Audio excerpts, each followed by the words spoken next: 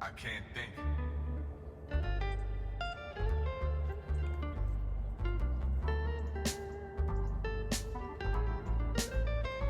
What am I supposed to?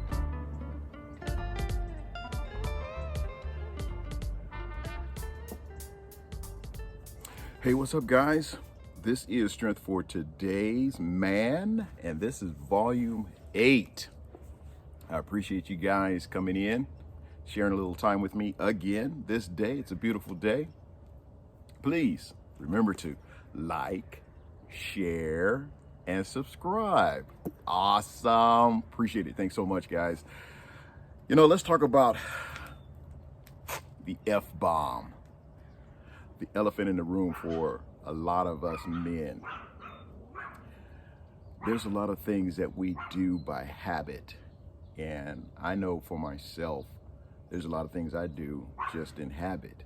And I know that if you consistently do something over and over and over for a certain amount of time, it becomes a habit to you.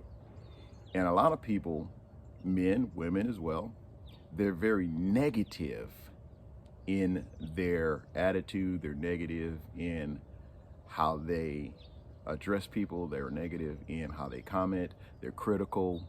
They're condescending.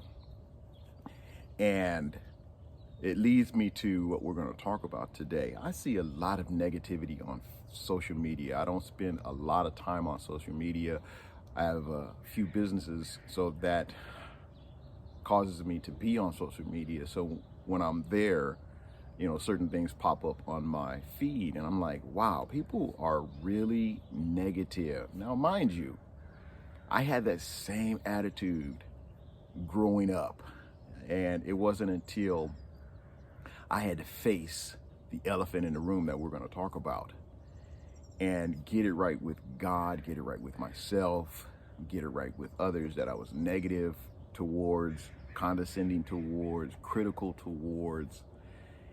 And it's something that drives a lot of people. I call them trolls. Trolls are people that they'll lurk from the foreground just to see what you're doing, just to see what you're posting, and then they'll pounce on your feed and just boom, a lot of negative comments. And then there's those trolls that just watch, and they're constantly following you to see what you post, to see what you do, just because they're trolls. Let me read this. We're still in Matthew. Matthew 6:12 says, "Forgive us our debtors, as we have also forgiven our debtors." So let's talk about the elephant in the room, the F-bomb that I want to talk about. Forgiveness. Yeah, that's a big one. You know what they say about eating an elephant, right? How do you eat an elephant? One mouthful at a time. It says forgiveness is one of those words that sounds beautiful, but is terribly hard to put into practice. I think we can all say amen there. Perhaps that's the best description of it, a beautiful difficulty. Maybe I ought to title this Beautiful Difficulty. Forgiveness shows up as a beautiful difficulty when a grown woman finds the strength to forgive a mean stepfather and finds the freedom that forgiveness always brings.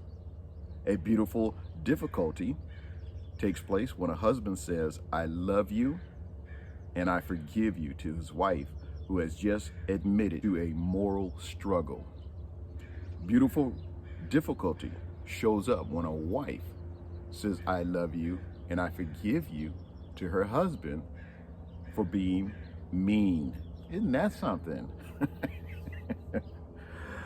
Beautiful difficulty shows up when a business owner hugs an employee who has just been caught cutting corners. Beautiful difficulties. The picture, I would say the best picture of forgiveness as a beautiful difficulty is the cross. On the cross, Jesus bore the difficult weight of our sin and offered a beautiful gift of divine forgiveness. When we understand that beautiful difficulty, our calls to forgiveness become a bit less difficult. Forgiveness is something that it can really free a person. If you learn how to forgive, your healing starts. Healing starts the moment you decide that I'm going to forgive, whether it's your fault or someone else's fault. Who's the bigger person in this act? You are, because you can actually dig deep within yourself and say, you know, I'm going to forgive whether they accept it or not. And if they don't accept it, it's really not on you anyway. All you are commissioned to do is ask for forgiveness. Say that you're sorry. It takes a big man to realize that he's wrong. It takes a big man with broad shoulders to admit, I did wrong and I'm sorry. Please forgive me. That takes a big man. That takes a big heart. They say that takes big cojones to say that.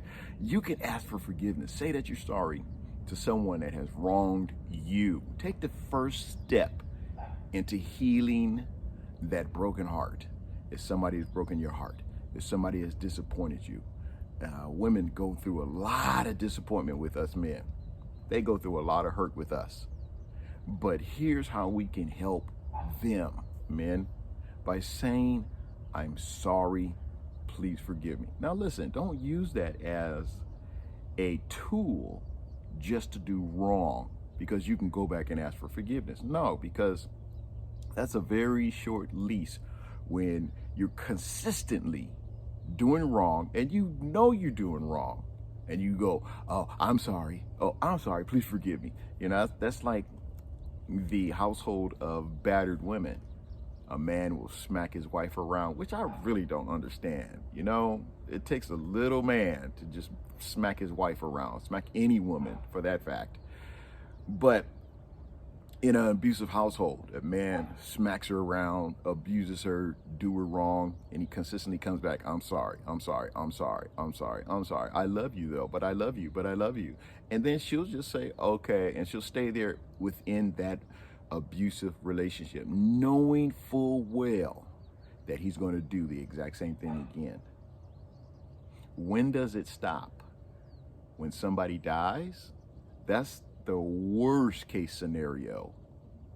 But as men, we need to look into the mirror and say, I'm sorry to ourselves. I'm sorry. Please forgive me. We need to forgive ourselves first. Then ask God, God, forgive me. I'm not the person that I need to be, but I want to be. I'm not the person I ought to be, but I'm truly trying. And God, help me with this. This is a struggle. And you know what? God will forgive you. That's how merciful he is. That's how loving he is. And we ought to be the same way. So if you want to drop that F-bomb, go ahead and drop the F-bomb. Forgive me. That's a good start. Say, I'm sorry. Please forgive me. This has been Strength for Today's Man, Volume 8. What am I supposed to do? Forgiveness. I'm Malachi Mitchell. Be blessed.